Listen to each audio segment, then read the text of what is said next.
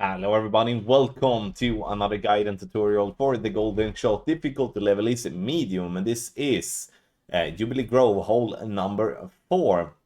Actually, part 3 that I haven't made a guide for in the past. So this is brand new, but I'm very pleased with it. And like I said in the video for hard, I do feel that this is the medium version is much simpler. Obviously, the rewards is Kingmakers, not Berserkers, as it is in hard. And obviously the cards are a little bit more and better when it comes to, not better maybe, but at least a bit more in hard than what is in medium. Up to you obviously to decide, but hopefully you will have a fun time here with the medium version.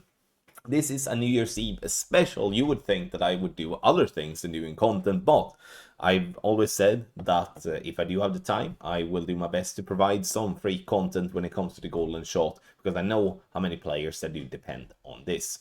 If you do want to support me and my work, then you can subscribe here to the YouTube channel, also hit the thumbs up on the video, and then turn on the notifications. You can also sign up on patreon.com/golfclashtommy via the link in the description down below, or scanning the QR code. That's also a way for you to support the channel. We do have a special deal for those signing up as late as the 31st of December. So once it goes over into the 1st of January 2025, the deal is no longer in place.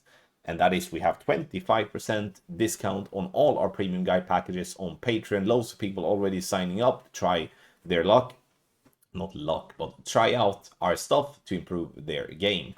Use the code TTChristmas. You have it in the description down below. Now, enough about that. Now we're going to look at the content here in the video. We are going to play a wood club max -10 all the time. We have the VPR table on right hand side, and this is the aim point.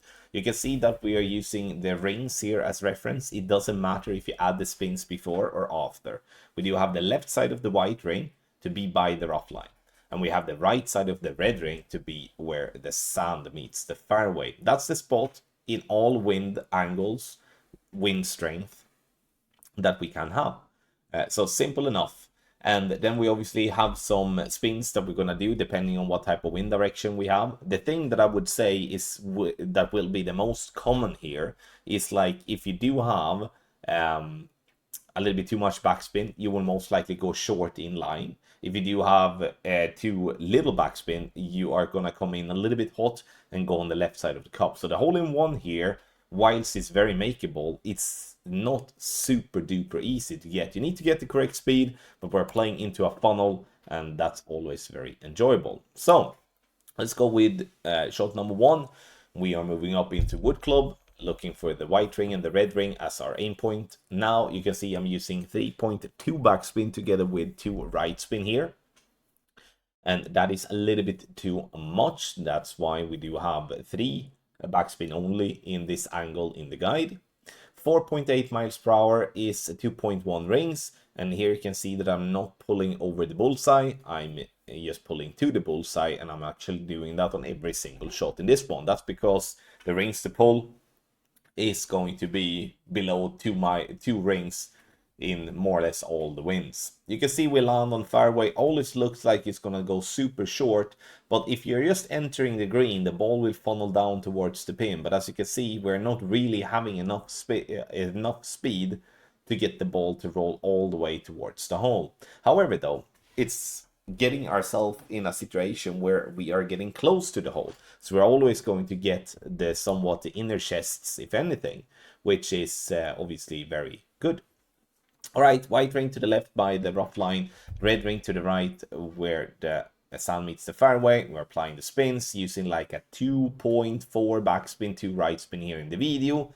Adjust for 4.6 miles per hour. It's 2.0 rings. Absolutely brilliant. We make the adjustment. Then we do center the ball to it perfect. Perfect ball it is. And we'll land on the fairway. And then again, we are entering the green, and with a little bit better speed than on the first shot, but we're still not having enough. You can see how close we're getting here. It funnels back, it funnels down towards the pin. Just a couple of more rolls, and we would be getting ourselves in the hole. All right, so we do get the what is it called? Was it called Amber Chest? I kind of missed that one now, just because I'm kind of curious. I need to go in and look. All right, left to right, crosswind, and a little bit of a headwind, I would say. It was called the Fire Chest, obviously. I should know that by now. I've been doing these golden shots for so many years. So I'm using like 2.2 backspin. Sorry, I'm not using that. I'm actually changing the backspin in the end, because I'm doing 2.5 backspin and 2 right spin. That's because I read this one as an in-between angle. Adjust for 4.5 miles per hour is 1.9 rings. We hit perfect. Bounce on the fairway down here. And now you can see we have a little bit more speed coming in here. And the ball will have enough speed to get all the way down, even hitting the pin. And we're getting ourselves a hole-in-one. It looks amazing, though, to get a hole-in-one with this type of play. However, though, it takes its time. You almost kind of get to think. That's the same when you're playing it in a tournament as well. You do get to think quite a bit before the ball actually gets down towards the hole. All right, last shot here. We do have a more clear now left to right crosswind and headwind, I would say. And 4.7 miles per hour is 2 rings. And as you notice as well, we are using 2 right spin in all wind angles, which is making it very simple to set the spin. So the only thing that you're going to have to tweak is the backspin itself. And then you will be getting yourself around the hole, most likely going to be in the hole or just short of the hole.